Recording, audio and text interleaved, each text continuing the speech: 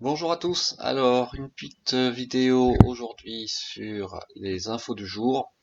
Alors vous allez voir, il y a pas mal d'infos intéressantes, notamment sur une mise à jour à venir, et puis surtout, en dehors des mises à jour, des fonctionnalités qui pourraient apparaître bientôt sur nos modèles 3 en particulier. Alors tout d'abord, la première info, c'est qu'il y a une nouvelle mise à jour, la 2020.12, qui a priori est en route, donc je vous tiendrai au courant quand je la recevrai. Apparemment, il y aurait peut-être des petits soucis de freinage fantôme, j'ai vu ça aux États-Unis, mais bon, à confirmer avec la mise à jour. La première info, qui pour moi est très intéressante, c'est un update sur le Sentry Mode et puis l'état de la batterie 12 volts. Car comme vous le savez, nos Model 3 ont une batterie 12 volts en plus de la batterie 75 ou 50 kWh. Et cette batterie 12 volts, eh bien, elle est importante car elle sert à l'alimentation de pas mal de systèmes de la voiture, notamment l'écran, les essuie-glaces, les vitres, la motorisation des vitres, les airbags, le système aussi, je crois, de freinage automatique, les radars, etc., etc., les caméras. Donc, cette batterie, eh bien, c'est comme important de savoir où elle en est au niveau de la charge. Et apparemment, Elon Musk a dit oui, ça va venir bientôt. On pourra vérifier sur l'écran de la voiture l'état de batterie, l'état de la charge de la batterie 12 volts pour pouvoir la changer avant qu'elle tombe en panne. La deuxième info intéressante, c'est que enfin, peut-être dans le futur, on pourra visualiser les vidéos enregistrées par le Sentry Mode et donc sur le support USB, que ce soit un disque dur ou la clé USB sur la voiture, directement sur l'écran de la voiture. Et donc, on serait pas obligé donc d'enlever la clé USB, de le télécharger sur l'ordinateur ou d'avoir des systèmes un peu complexes pour pouvoir les regarder sur le téléphone. Donc à voir, en tout cas, il va en discuter avec son équipe, ce qui est une bonne nouvelle. J'espère que ça viendra rapidement. L'autre info, c'est que par rapport au MCU, donc c'est le système qui s'appelle le Medial Central Unit, qui est à différencier du hardware 2.5 ou 3. Alors c'est le système qui permet de gérer en fait l'écran de la voiture, et donc il y a eu un rétrofit qui est possible sur notamment les Model S pour pouvoir utiliser bien les nouveaux jeux notamment en changeant donc ce système avec un processeur particulier, puisque le MCU2 a un Intel, si je me trompe pas, on va voir ça juste après, par rapport au Nvidia Tegra 3 du MCU1, et donc ça vous permet d'accéder à des nouveaux jeux sur la voiture, le karaoké, etc., etc. Donc ça peut être intéressant pour ceux, et ça coûte 2500$ aux États-Unis. Je pense que ça viendra en France. Mais l'information qui est importante, c'est qu'en fait, ça n'a pas d'incidence sur le FSD. C'est pas ça qui va vous empêcher, même si vous avez MCU1, d'avoir des fonctions de pilotage automatique avancées. Donc c'est pas quelque chose qui est capital pour avoir le FSD et donc les améliorations du FSD à venir, dont je vais parler après.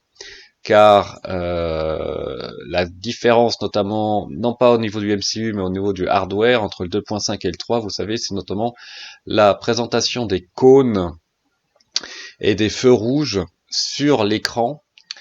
Donc ça, j'en ai fait une vidéo il y a quelques temps où je montrais effectivement en temps réel que en Europe et en France notamment, on a la visualisation maintenant des panneaux stop et des feux rouges, mais que c'est pas encore intégré dans le système de pilotage automatique. Et bien regardez cette petite vidéo qui vient tout de suite.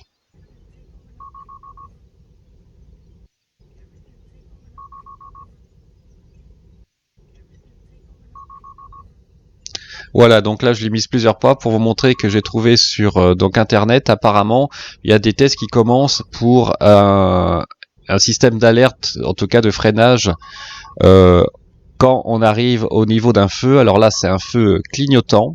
Alors ça reste à confirmer, mais c'est vraiment vraiment en développement chez Tesla. J'ai essayé de faire un agrandissement de la vidéo.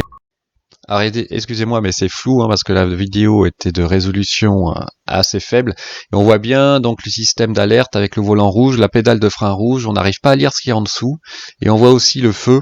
Alors, est-ce que c'est vraiment lié au système de feu qui est en train de clignoter et donc on a une alerte sur l'écran? Bon, ça reste à confirmer. Mais ce que j'ai trouvé aussi sur Internet, c'est les différentes visualisations qui pourraient s'afficher sur l'écran. Vous voyez là, entre la signalisation du feu rouge et après l'alerte de feu sur la droite. Donc c'est intéressant et à voir quand est-ce que ça sera vraiment implémenté. Donc personnellement, je ne pense pas que ça sera intégré dans la 2020.12, mais en tout cas à voir. C'est clair que c'est toujours en train d'être développé et c'est une bonne nouvelle. J'ai trouvé aussi cette information qu'il y a un nouveau jeu que je ne connais pas, qui pourrait être intégré sur la Model 3, donc dans la mise à jour qui vient. Donc à confirmer, donc là évidemment il faut le hardware 3, donc toujours sympa d'avoir des jeux en plus. Honnêtement je connais pas ce jeu, donc ça a été noté dans le script, on va dire, de l'upgrade à venir.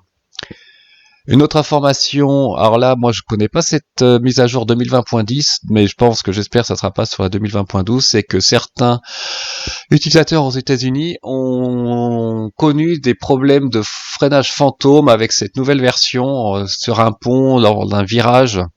Donc c'est assez embêtant. Et le problème effectivement qui a l'air de se poser, c'est que quand vous arrivez dans un virage un peu à droite et qu'il y a une voie à gauche pour tourner à gauche et qu'une voiture est arrêtée pour tourner à gauche et que vous êtes sur la voie de droite et que vous tournez un peu à droite, la voiture détecte la voiture à gauche un peu comme s'il était sur votre ligne et là vous avez un freinage fantôme. Donc effectivement si c'est le cas, là ça pose un gros problème parce qu'on a beaucoup, notamment en ville, de cas où on a deux voies. La voie dans un petit virage, une voie à gauche pour tourner à gauche, et si vous avez un freinage fantôme, si vous êtes sur la voie de droite, ça peut être un vrai problème. Bon, moi en tout cas, je suis toujours sur la 2020.8.1, donc à voir si on va passer directement à la 2020.12.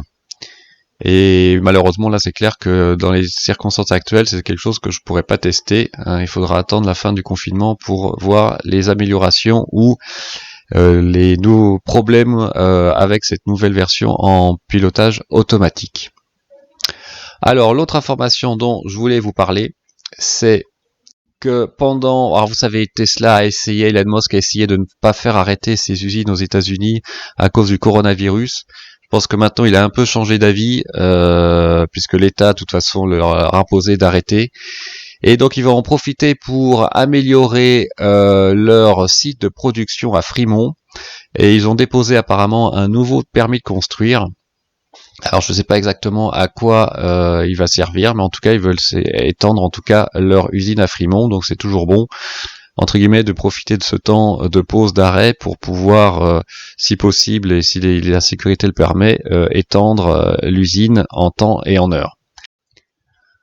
L'autre information qui est plutôt positive, c'est que Elon Musk a proposé de fabriquer des systèmes de respirateurs artificiels et aussi des masques, donner des masques pour les hôpitaux aux États-Unis pour aider le système sanitaire américain. Alors ce que je savais pas, enfin je m'en doutais un peu, c'est que dans les usines, il y a évidemment un gros stock de masques pour certaines phases de la production pour protéger les travailleurs. Je pense notamment au niveau de la peinture, si c'est pas complètement automatique. Mais il y a aussi des systèmes avancés pour tout ce qui est ventilation. Et donc, c'est bien, moi je trouve que c'est bien voilà, que Elon Musk propose de fabriquer des systèmes pour les hôpitaux, pour les respirateurs artificiels. C'est vraiment participer à l'effort global pour vraiment sauver le maximum de gens possible. Donc j'espère qu'il va mettre en place ça rapidement, mais a priori, comme il est très efficace au moins point de vue logistique maintenant, je pense que ça va se faire rapidement. Voilà, merci beaucoup pour votre attention, passez un très bon week-end chez vous, prenez très bien soin de vous, n'hésitez pas à mettre des pouces bleus, laisser des commentaires, et puis à utiliser mon lien de parrainage si le cœur vous en dit, et je vous dis à très bientôt, au revoir.